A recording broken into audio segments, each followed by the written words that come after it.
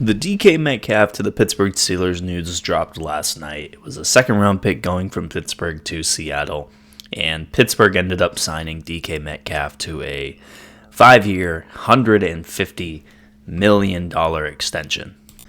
As incredible as I think DK Metcalf is, I do think, on one hand, it's a slight overpay for the production that DK Metcalf has brought to the table.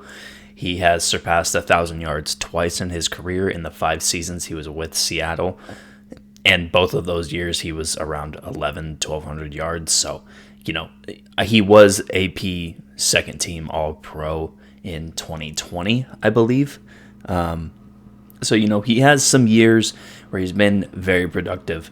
But he also hasn't had that incredible year where he's considered a top 3, top 5 receiver in the NFL to kind of garner that type of contract, in my opinion. That's just totally my opinion. I think he is an uber talented player. He is a player that when you put on this Pittsburgh Steelers roster opposite of George Pickens, you have a very good receiver duo, and a duo that is going to make contested catch after contested catch.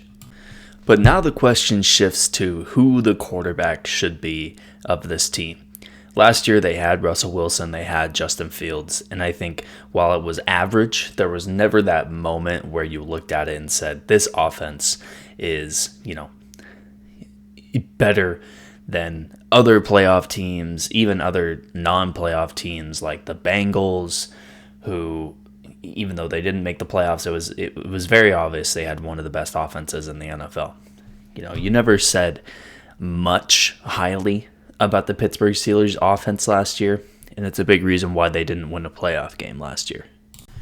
Looking at the crop of guys that are available in free agency this year, where I would guarantee is the more likely option between either free agency or drafting a quarterback, the Steelers really don't have, there's Aaron Rodgers available, there's Russell Wilson available, there's Sam Darnold available, there's even Justin Fields available, 2 guys between Russ and Justin Fields that they're very familiar with, a guy in Aaron Rodgers that I think Mike Tomlin really respects, and a guy in Sam Darnold last year who he was put on a team with 2 very good receivers and a very good head coach and a very good defense, and he succeeded, and he led the Minnesota Vikings to a 14-win season.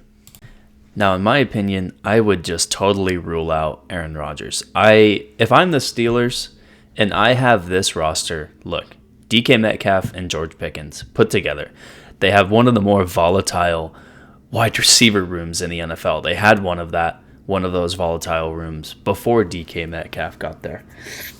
And, Rodgers has had moments in his career where he's been passive aggressive or he's just been straight up rude to his receivers, either in the press, on the field, and not to just save the guy's feelings, but just to be it might not be a match between those receivers and the quarterback.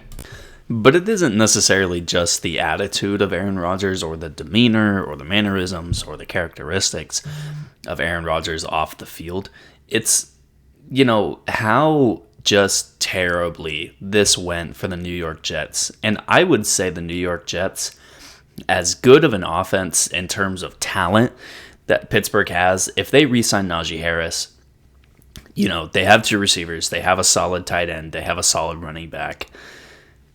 The New York Jets were in an even better situation. Garrett Wilson is a much better wide receiver than George Pickens. And when you add Davante Adams, the talent level between Davante Adams and DK Metcalf is either equal or Davante Adams gets the nod.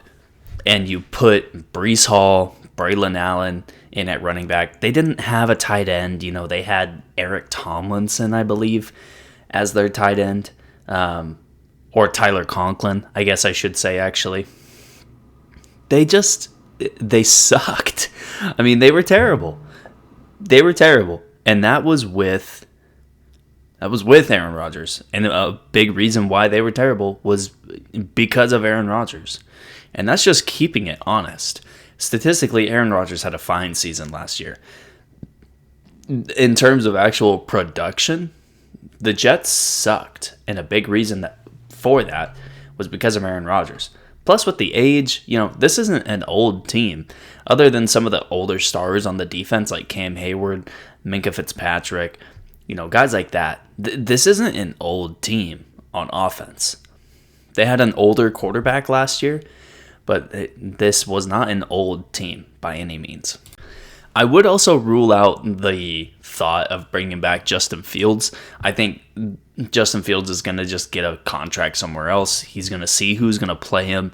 He's going to see who can develop him. And I just don't think he's his final product yet. And as weird as that is to say after 4 seasons in the NFL, it just seems like he's not a finished product yet. And he's going to go somewhere that can maybe, get that out of him. The Sam Darnold or Russell Wilson decision, I think, is going to be what it comes down to in Pittsburgh. I really don't think Minnesota's going to bring Sam Darnold back. They brought back Aaron Jones already, which I think is a sign, because when you bring back Sam Darnold, that limits what some of the things you can do in free agency are. It limits your ability to try to go get those ancillary pieces around the quarterback. As far as the Steelers are concerned, they already have their guys, and they still have some cap space. They have a pretty good ability to try to bring somebody in that is that big ticket name. And they don't have to do it at a long-term deal. I think the good leverage that other teams have over Sam Darnold and the Minnesota Vikings is they can kind of call Minnesota's bluff. If you're going to sign Sam Darnold to a 5-year deal, then hell no, we're not going to be in on Sam Darnold. But if the best you're going to do, because you have J.J. McCarthy waiting in the wings, and that's who you want to play quarterback in the future, if the best you're going to do for Sam Darnold is a 2-year deal, that's totally fine with the Steelers. That's totally fine with maybe the Seahawks. That's totally fine with maybe teams like, just teams that are looking for a quarterback for a couple of years. Not for the future, not for just 1 year, but somewhere in the middle, 2 to 3 years, and see what you can do with the roster you have constructed. I do reference the very, very good relationship between DK Metcalf and Russell Wilson. I think now that DK is there, now that they've given him all the money that they have given him, I just really, I mean, it's my prediction, it's my assumption. They're just going to go get Russell Wilson. I mean, really, it's not going to be expensive. They're not going to tie themselves to somebody that they don't know. They know Russell Wilson. Russell Wilson was not great last year. They know what he can do. We don't know what Sam Darnold looks like without Justin Jefferson, without Jordan Addison, without Aaron Jones, without TJ Hawkinson, without an incredible head coach and defense. Yes, he'd be going to a team with 2 good receivers and an incredible head coach. I mean, really, Arthur Smith is not a great offensive coordinator. You compare him to Kevin O'Connell, it's night and day difference. You put Russell Wilson back on this team. There's an obvious connection between him and George Pickens already as well, and him and DK Metcalf. And then obviously, like I said, it's a cheaper signing. So you have an easier time to bring back Najee Harris. You have an easier time to try to go out and maybe get another tight end in free agency for depth, or maybe fill out some pieces on the defense, get more out of your pass rush, get more out of your secondary, whatever you decide to do. You can do that if you sign Russell Wilson. And you probably got to do it today. You probably got to do it today when free agency opens.